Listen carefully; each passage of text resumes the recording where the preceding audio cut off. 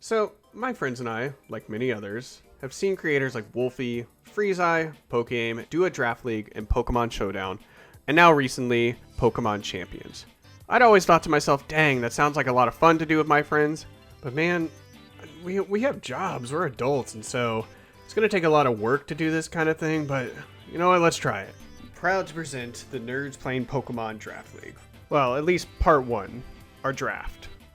This league was going to be 10 overall competitors, 9 other friends, including myself. And I'll be honest, I had low expectations going into it, but I cannot express how happy I was with all the effort people brought to this, all the prep. And this really ended up being a great league that's still going right now. An editor aside for the rest of the video, this league is comprised of a lot of my friends, and I did my best to use their gamer tags, but you're going to see me slip in their real names in there. I'll put in a note every time I do it. As commissioner, I did establish a few rules. We do one matchup per week, with everyone playing each other at least once for the round robin. That would then lead to a top 6 going to playoffs, with the top 2 records from the season getting a bye. So to keep it simple, we first kept it where all the Pokemon and format was going to be under the Pokemon Regulation M-A format, which is currently being used for Pokemon Champions. And actually, at time of recording, it is now M-B that is out. So we're going to stick with M-A for the entire league, though. Another thing that we decided was, ultimately, we have the flexibility of doing Showdown or Champions for our matches, but most people are resolving to use Showdown just for its simplicity. The actual games themselves we'll be playing will be VGC matches, also known as doubles. For the matchups, these are going to be a best of 3, but with closed team sheet, meaning you don't know what your Pokemon, or what items your opponent is bringing. One opponent could be Focus Sash, which prevents the one-shot, while the same Pokemon next week could be holding a Choice Scarf, depending on what it does for them in the matchup. I'm going to put the rest of the main rules on the screen now. Feel free to pause, but overall pretty straightforward. For the actual Pokemon draft itself, we decided we are going to do a snake draft style, which is 1 through 10, and then 10 back down to 1, and then 1 through 10 in the order. Meaning that there's going to be some back-to-back picks, and if you're the first pick, it's going to be a while before you get your second pick. But this offered the most fairness without us having to do any extra work. I'll explain the draft order and actually use it to tell you a little bit about the teams and the people who are playing. So first pick overall goes to Werby. Werby is a longtime friend of mine. He actually did competitive Pokemon back at Ultra Sun and Moon, but hasn't really played it as much since, but still follows it a little bit, and so he was excited to get to play again once more. Second pick went to a friend of mine named Cole. Cole, I actually know, he and I were one of the 2 main people in this group who actually climbed on Pokemon Champions ladder. I think we both ended up around 2K and Master Ball tier. Ooh, I know, we're so cool. But you know, still plays quite a bit of Pokemon Champions, and I know he was really wanting to do well in the league, so definitely a competitor to watch out for. Third pick goes to Segroy, and Segroy I know plays a lot of Pokemon. Shout out to him for actually sending me a bunch of the Pokemon when I didn't feel like buying Scarlet and Violet.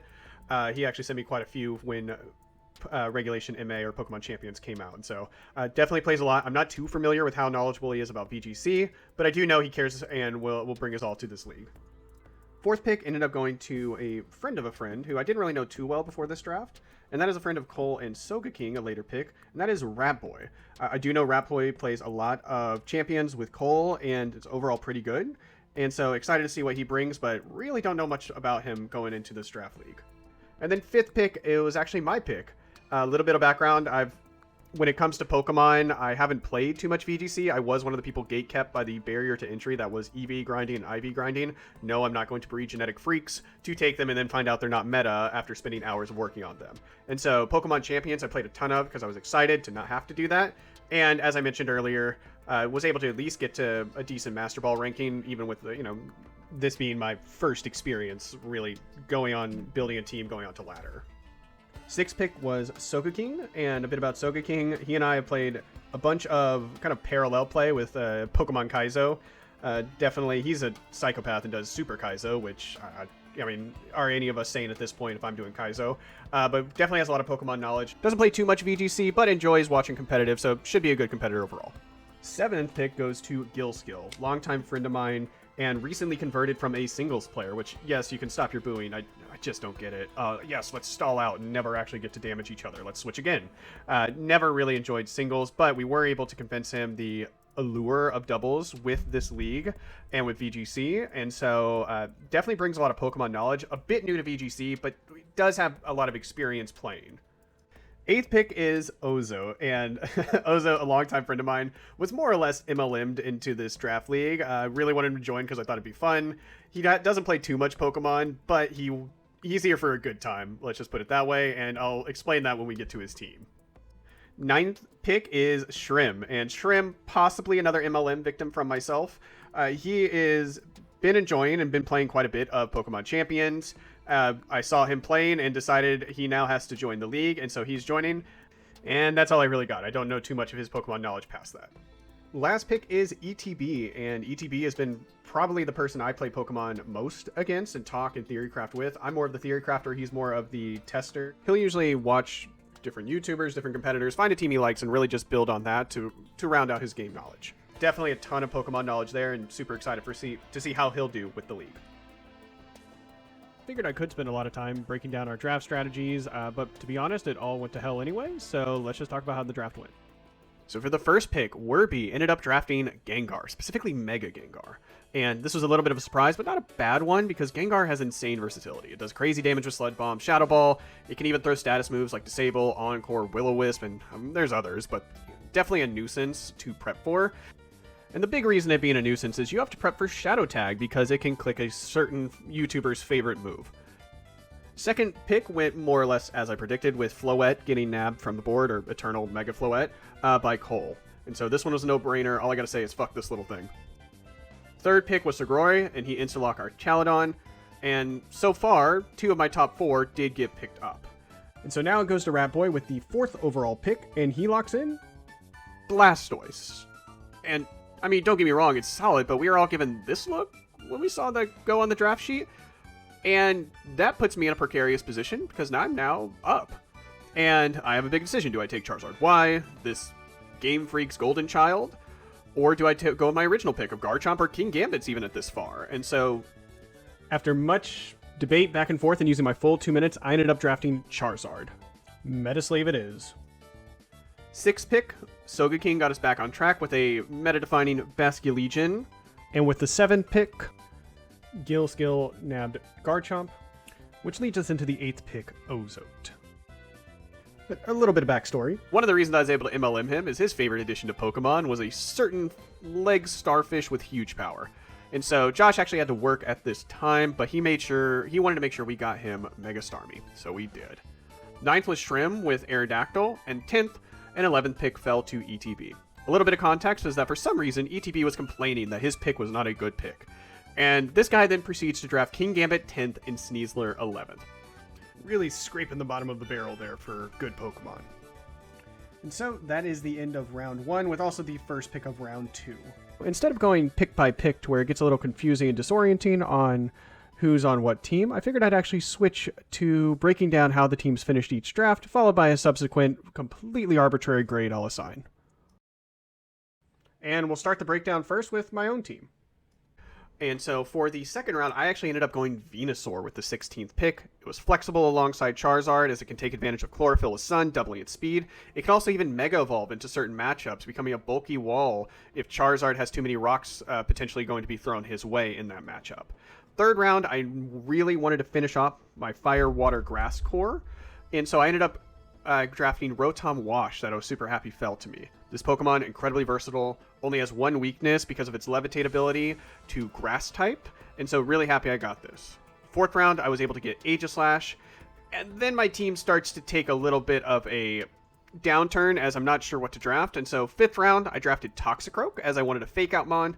Sixth, I drafted Torkoal just to have another Weather Setter and to, if I wanted to bring Venusaur and maybe not Charizard, but really didn't have too much of a motive here. Seventh pick, I went with Hisuian Zoroark. Fuck you, Sneasler. And eighth, I drafted Lycanroc Midday form. In hindsight, I meant to get Dusk form, and really, So here's my team. I'm happy with the first 4 picks I drafted for a strong core, but the rest, in my opinion, needs work. To give my team a grade, being transparent, the first 4 are solid, but the last 4 definitely fall off, so I'd give myself a B. Definitely middle of the road when it comes to teams, in my opinion. And I think this would be a great time to bring up free agency and how we approach this rule. Each week, after week 1, So starting in week 2, you can drop one Pokemon and pick up another. It's a claim system though, so you claim your Pokemon, and if nobody else claims it, after a certain time, it's yours. I definitely see some opportunity to pick up some really good Pokemon and maybe drop some of my less than awesome ones. Alright, and so now to summarize everybody else's team. Starting, we'll go with draft order. So first overall pick was Werby. In the second round, Werby followed up the Mega Gengar pick with a Politoed to not only set up the rain, give him another Parasong user, and also a theme of the second round picks you will see will be a lot of Weather Setters going off the board. He ended up adding Scizor to his Mega Gengar team. Third round, he got Azumarill. Fourth, Hisuian Goodra, Crocodile, Emolga, and then finally Klefki for some support. You know, this team is solid, but it's lacking a few things, and the main one is speed. Every Pokemon besides Gengar and Emolga are slow. I confirmed later that Werby assumed Emolga. The flying type had Tailwind, and for whatever reason, Game Freak hates this little rat, and it does not. And so, if I were to grade Abel's team, I'd say a B-, just because of the speed tiers. Gengar is solid, Politoed's really solid. I like the Crocodile pick, but I don't see how the others really fit in as well. Second pick is coming back to Cole, and with my opinion, one of the two strongest teams in the draft. You got Tyranitar in the second round to pair with his Mega Floette, followed by Kangaskhan, Talonflame somehow falling all the way to the fourth round, Excadrill in the fifth to now complement the Sand with Tyranitar, a great flexible Mon with Gyarados in the sixth, Armarouge in the seventh, and Heliolisk to counter Basculegion in the eighth. This team is nasty, because 5 of the Pokemon can Mega Evolve, and they are all good in the right circumstance when they do it. Playing against Cole's team is a nightmare because you don't know what he's about to throw at you. Is that a support Gyarados with Snarl and Thunder Wave? Nope, it's Mega Gyarados and it's Dragon Dancing on top of your ancestors' graves. Enjoy. So, very strong team. I would give him an A for his ranking, definitely. Next up is Segroy, who was not able to get the Sableye Archaludon combo due to Sableye getting quickly picked up, but was able to nab Pelipper next. The Archaludon combo, popularized by Aaron Zhang, no longer there, but was still happy to settle with the Toilet Bird. Third round, he took Meganium. Fourth, grabbed Arcanine. Next, he grabbed another Intimidate Mon with Paldean Tauros Water Form. Sixth, Lucario. Seventh, Chestnut. And eighth, Florges. This team is really strong because it does have that strong core of Pelipper Archaludon, but it also has great support with Tauros, Arcanine, depending on the matchup, and then some wild cards with Lucario being able to go physical or special, and also the Chestnut, if you don't bring a flying type, can be a menace. So, solid team. I'm going to give it an A- just because it does a lot of single target damage. There's no real spread moves on his team. And so, for better or worse, it doesn't have to deal with wide guard, but a solid team, so A- overall. So, coming up was fourth pick, which is Hunter's team, which was the surprise team of the draft so far, definitely shaking things up. And he ended up complimenting his interesting Blastoise pick with Serena in the second round. Blastoise supports Staple for ladder with Farigiraf in the third round, Alola Ninetales for weather in the fourth, Skarmory in the fifth, Hisuian Arcanine in the sixth, Gallade in the seventh, and Liepard in the eighth round.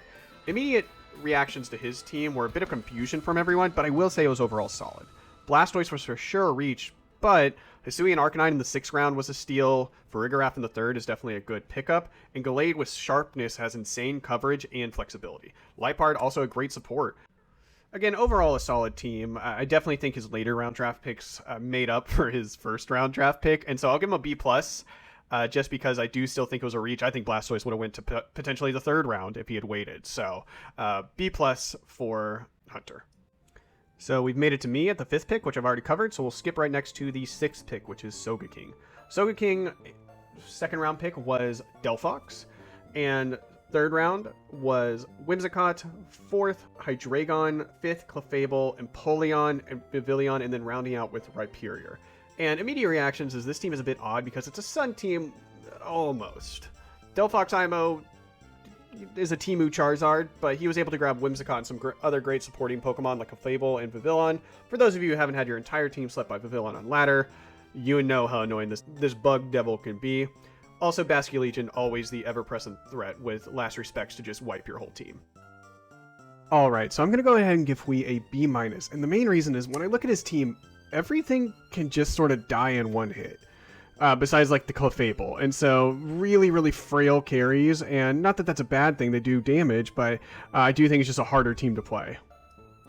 Next pick is Gil, and following his Garchomp, he got Sinistcha, Gardevoir, Melodic, Glimmora, Weavile, Chandelure, and Oranguru. And so Gil's team was strong, but definitely had the best later round picks in my opinion, as the Oranguru Chandelure picks gave his team a Trick Room mode that was super dangerous and frankly very difficult to plan against, as this is actually my week 1 matchup. For Gil's team, this team is solid, but for some reason I don't see it. Like, I do think the late round picks are good, but call me a hater, but I just don't see the vision for this team, and so I'm going to give it an A- for my grade. Next is Ozo, and Ozo, little side note, he unfortunately was not able to make the draft. I mean, honestly, the fact that we got 9 people in a Discord call at the same time with us all having jobs was already a miracle, and unfortunately, he was the odd man out. But he did ask us to draft him a solid team based around the Mega Starmie, so we did our best. Second, we grabbed Sableye, the best supporting mon of this format. Third, we went with Corviknight, then Umbreon, Rotom Heat, Mamoswine, Hatterene, and then Heracross, just because it's his favorite. A decent team. Overall, I'd give our drafting abilities a B- for Josh. I definitely think it could have been a little better, but we'll move on. The penultimate draft is going to be Shrim. He followed up his Aerodactyl pick with the anthropomorphic Freak Cat Incineroar.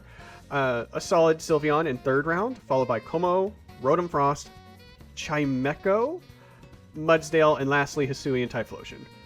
God, I hate Chimecho. What if we made this useless Bell a Steel type that's still useless? For Dan's overall team, I'd give it a B if it weren't for the stupid Chimecho, so gonna demote you to a C+ there until you get rid of it. The last team in the draft is ETB, and this was the other really strong team that came out of this draft. With his 2 busted picks of Sneasler and Kingambit, he followed that up with the flexible Dragonite in the 3rd round, Maushold, Primarina, Rotom Grass, Frostlass, which somehow fell all the way to the 7th round, and then Volcarona. And transparently, this team is a nightmare to prep against, as Sneasler and Kingambit are meta-defining for a reason, and even has great supporting mons like Volcarona and Maushold, not to mention a weather set of his own with Mega Frostlass. Dragonite can go physical or special, based on whether it wants to Mega Evolve. And all in all, this team I gave the strongest grade coming out of the draft with an A+. And so with that, here are all the teams, and stay tuned for a week 1 matchup. I will get around to editing that when I feel like it, but if you watch this all, I mean, it's a long video. Thanks for watching.